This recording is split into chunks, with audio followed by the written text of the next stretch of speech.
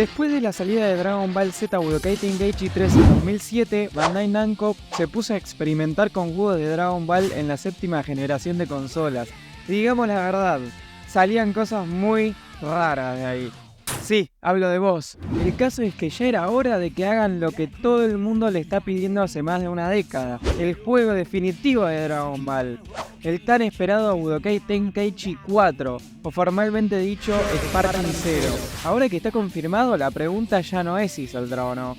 Ahora es ¿cuándo saldrá? El caso es que, después de una larga investigación, hoy vamos a intentar deducirlo. Primero que nada, tenemos que hablar de las novedades y seguramente cuándo van a anunciar la fecha de salida del juego. Entre los días 27 y 28 de enero va a llevar a cabo la Dragon Ball Games Battle Load 2024, un evento donde se habla exclusivamente de los juegos de Dragon Ball, novedades y demás.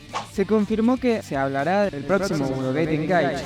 Lo interesante es que será más de 1 hora y media de charla sobre el juego, de 2 p.m. a 4:30, hora japonesa supongo. Ahí seguramente nos van a desvelar un montón de detalles que estamos esperando, ya que encima el evento va a contar con el productor de la trilogía original, y esperemos que sea él el que nos devele la fecha de salida del juego. Así que ya sabemos cuándo lo van a anunciar, ahora nos queda deducir cuáles son las posibles fechas de salida. Para entender lo que sigue tendremos que hablar del contexto.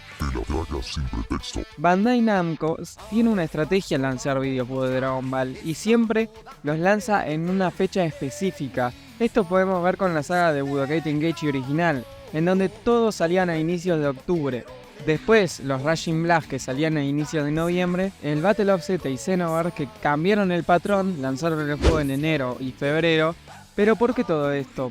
Bueno, a medida que iba pasando el tiempo y con cambios de desarrolladoras, iban tardándose más en desarrollarse. Entre Ultimate Tenkaichi y Battle of Z hubo un parón de 3 años. No era lo mismo hacer un juego para Play 2 que para Play 3. Y eso se vio mucho en la PlayStation 4, en donde solo se lanzaron 4 juegos. Los Xenoverse, el Fighters y el Kakarot. El Breakers no se cuenta porque es una mierda. El caso es que para estos últimos también se anunciaron el 28 de enero y tardaron después de eso aproximadamente 1 año en lanzarse. Por lo que teniendo todos estos datos en cuenta, podría salir en inicios de octubre de este año, ya que toda la saga Tenkaichi se lanzaron en estas fechas. Además que rompería el patrón de Fighters y Kakarot de sacar los juegos en enero. Porque por lo general hacen esto, sacan 2 juegos en cierto mes y después cambian de mes ahora mismo. La segunda puede ser a inicios del próximo año, ya que, bueno, Kakarot y Fighter salieron en esas épocas. Y puede que también sigan esta estrategia. Y la tercera es la supuesta filtración que dice que saldrá el 8 de agosto. Pero no nos podemos fiar de ella, ya que Bandai podría retrasar el juego unos meses para pulirlo más. Y bueno, por último, podríamos decir que sí o sí se tiene que lanzar entre agosto o febrero del próximo año. Pero esto ya es muy poco específico. El caso es que ya no hay que desesperarnos, que pronto tendremos ese ansiado anuncio este 28 de enero.